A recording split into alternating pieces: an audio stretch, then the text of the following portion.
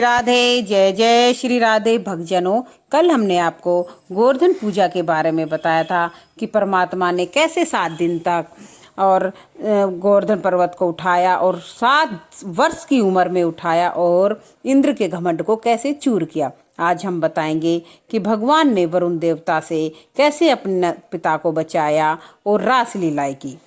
तो भगवान सुखदेव जी कहते हैं राजा परीक्षित से कि नंद बाबा जो हैं उन्होंने एकादशी का निराहार व्रत रख रखा था। तो भक्तजनों, ये बात हम आपको पहले ही बता चुके हैं कि एकादशी को अन्न नहीं खाएं। यदि निराहार नहीं रख सकते तो आप फलिहार कर सकते हैं, पर अन्न का सेवन बिल्कुल ना करें। तो इसी प्रकार नंद बाबा निराहार व्रत करके और भगवान का पूजन करके द्वादशी के दिन अरुणोदय मतलब सूर्योदय से पहले स्नान करने के लिए जो ही यमुना जी के जल में घुसे तो ही वरुण का एक असुर सेवक नंद जी को पकड़ ले गया, वरुण जी के समीप ले गया। तब नंद जी और सभी गोप हे राम हे कृष्ण पुकारने लगे। जो ही कृष्ण जी ने सुना कि पिताजी को वरुण ले गए हैं तो ही वरुण के समीप गए। तब भगवान को पास आया देखकर वरुण देखने लगे कि भगवान आप हैं और ये आपके पिता हैं। तो मुझे नहीं पता था और आपके दर्शन से मेरा जीवन सफल हो गया है। जो कोई आपके चरण कमलों का भजन करते हैं वे जन्म मरण से छूटकर मोक्ष को प्राप्त होते हैं। हे भगवान, धर्म का महात्म्य और कार्यों को न जानने वाला मूढ़ मेरा सेवक, ये जो मेरा सेवक है ना तो धर्म के महात्म्य को जानता है ना ये कार्य को जानता है और ये अज्ञानी है और ये आपके पिता को ले आया है। दया करके आप इसके अपराध को क्षमा कर दीजिए। यह आपके पिता है, आप इन्हें ले जाइए। भगवान अपने पिता और गोपों को लेकर ब्रज में आए। तब पिताजी ने पूछा, बेटा हमने ऐसा क्या अपराध किया था जो वरुण देवता के असुर हमें पकड़ कर ले गए। तब भगवान कहने लगे, पिताजी आपने यमुना जी के शयन के समय जब प्रातः भी नहीं हुई थी और आप उसमें स्नान करने चले गए, इसलिए वो आपको लेके गए थे। भक्तों, कभी भी रात्रि में यमुना जल में स्नान नहीं करना चाहिए। तो मेरे प्यारे भक्तों, ये तो हमें पता है, कई लोग हरिद्वार जाते हैं, गंगा जी में स्नान करते हैं सायंकाल को भी। तो ब्रह्म मुहूर्त के बाद ही हमें गंगा जी, यमुना जी, जो भी हमारी पवित्र नदियाँ उनमें स्नान करना चाहिए और सूर्य अस्त के समय भी हमें स्नान नहीं करना चाहिए। स्नान हमेशा ब्रह्म मुहूर्त के बाद ही होता है। तब सब लोग कृष्ण जी को भगवान का अवतार मानने लगे। तब सब लोगों को विश्वास हुआ कृष्ण जी ने तो क्या क्या नए नए रूप दिखाए हैं, ये कोई साधारण मनुष्य नहीं है हमारी तरह, ये जरूर कोई परमात्मा है। तो वो सब उनको परमात्मा मानने लगे और उनसे प्रार्थना करने लगे कि एक अब छोटा सा काम और है हमारा, बस हमें बैकुंठ के और दर्शन करा दीजिए। तब भगवान ने प्रसन्न होकर सभी ब्रजवासियों को अपना ब्रह्म रूप दिखाकर और बैकुंठ के दर्शन कराए।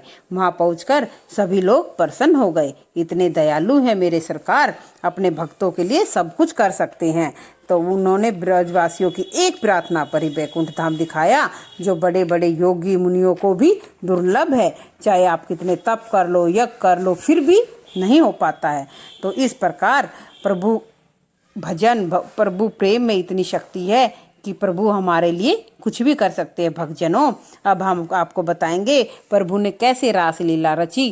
कि प्रभु ने, अब मैंने आपको पहले की कथा में बताया था कि प्रभु ने वरदान दिया था गोपियों को कि मैं रासलीला हर गोपी के साथ करूँगा। जब हर गोपी चाहती है कि मेरे साथ कृष्ण हो, मेरे साथ कृष्ण हो, तो मैं सबके इच्छा पूर्ण करूंगा। तो परमात्मा ने, सुखदेव जी कहते हैं, हे राजन, मन भावनी सुहावती शरद ऋतु में, भक्तजनों पहले कथा में आपने बताया था कि शरद ऋतु में परमात्मा ने कहा था हम रास लीला रचेंगे। तो शरद ऋतु में सुंदर रात्रि को देखकर योग माया को धारण कर श्री कृष्ण भगवान ने अपने मन में गोपियों के साथ रासलीला करने का विचार किया। श्री कृष्ण ने अपनी बांसुरी से मधुर गीत गाया, जिसको सुनकर सभी योगी, स्त्री, समस्त प्राणियों का मन हर लिया। मेरे परमात्मा ऐसी बांसुरी बजाते थे, उनकी बांसुरी की धुन में तो गोपी, ग्वाल, गाय, जो कोई भी होता था ऐसे हो जाते थे, जहाँ के जहाँ हैं वहीं की वहीं सुध बुध अपनी खो बैठते थे।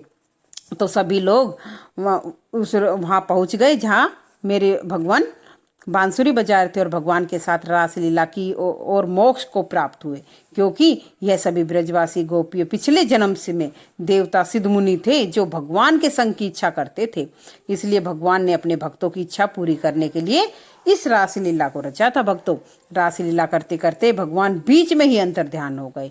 तब सब लोग वहाँ आ गए तो भगवान रासलीला करते रहे, कभी इधर कभी उधर कभी इधर, और सब मगन हो गए बांसुरी की धुन में। तो बीच में ही प्रभु एकदम गायब हो गए। तब सब ब्रजबाला व्याकुल हो गई और भगवान को ढूंढने लगी और भगवान की समस्त लीलाओं का गान करने लगी कि परमात्मा ने ऐसे किया, ऐसे किया, ऐसे किया। तब सभी बाला भगवान के चरणों के चिन्हों के पीछे दौड़ने लगी। सब बोली, देखते हैं हम कहाँ गए हमारे कान्हा। सब ने देखा भगवान के चरण चिन्हों के साथ एक ही स्त्री के चरण है, कि कोई ना कोई भगवान के साथ गया है और ये स्त्री के चरण है। यह स्त्री कौन है? सबको लालसा हुई कि कौन है ये स्त्री। निश्चय ही उसने भगवान की बहुत भक्ति की होगी।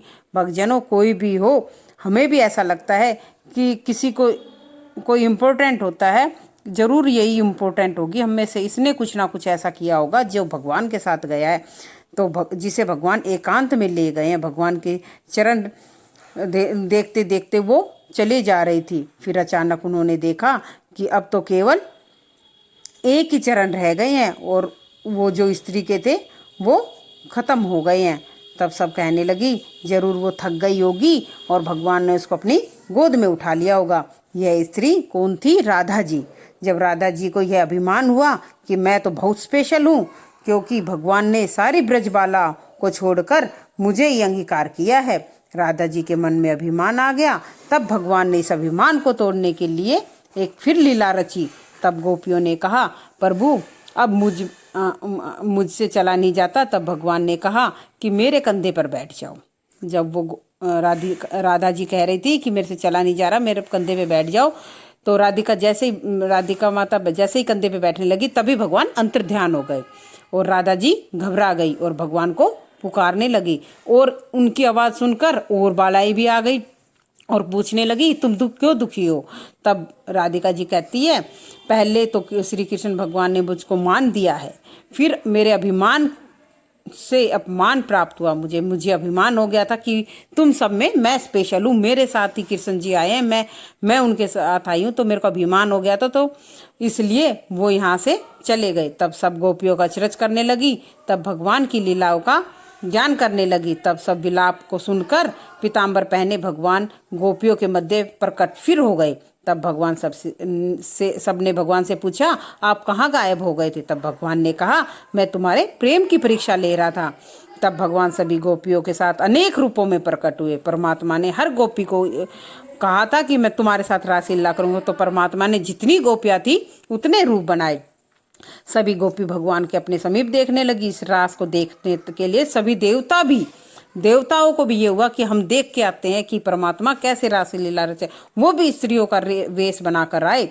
भगवान शिव भी रासलीला देखने आए स्त्री का रूप लेकर, और क्योंकि जगत के स्वामी ने रास रचा था। तब राजा परीक्षित ने कहा, प्रभु भगवान ने रास क्यों किया, पर स्त्री संग क्यों किया? तब सुखदेव जी बोले कि परमेश्वर में धर्म का उल्लंघन व साहस देखा जा सकता है। जैसे अग्नि में जो वस्तु डाल दो सब भस्म हो जाती है, इसमें अग्नि का कोई दोष नहीं होता। जो वस्तु वहाँ डल रही है उसका दोष है, वो अग्नि में क्यों गई। परंतु जो पुरुषार्थ नहीं रखता उसे भगवान के समान आचरण का विचार भी न लाए। जो जैसे विचार लाता है शीघ्र ही नष्ट हो जाता है। ये तो हमारे प्रभु की लीला थी कि ये तो परमात्मा है जो हर पुरुष में भगवान है, हर स्त्री में भगवान है, हर कण कण में हमारे भगवान है। पर यदि कोई साधारण हम जैसा मनुष्य यदि किसी ऐसे विचार लाएगा तो ये हमारे नष्ट होने के संकेत हैं। जैसे महादेव जी ने विष पान किया, परंतु यदि कोई और पीता तो शीघ्र ही उसका नाश हो जाता। हर कोई आदमी विष नहीं पी सकता। तो ऐसे ही भगवान ने सारे अवतार लिए हैं। जैसे राम अवतार को लेकर उन्होंने दिखाया है कि मर्यादा पुरुषोत्तम, तो वैसा ही किया है। अब कृष्ण रूप में भगवान ने कहा है सभी जनों को, भगवत गीता में जो लिखा है उसके अनुसार कर्म करो, क्योंकि कर्म के अनुसार ही तुम्हें फल मिलेगा। तुम जैसा कर्म करोगे वैसा ही फल मिलेगा, उसके अनुसार आचरण करना चाहिए। भगवान की रासलीला को सुनने और कहने से मन की वासनाएं दूर होती हैं और भगवान के चरणों में प्रेम पैदा होता है। बोलो रास रचैया भगवान की जय हो।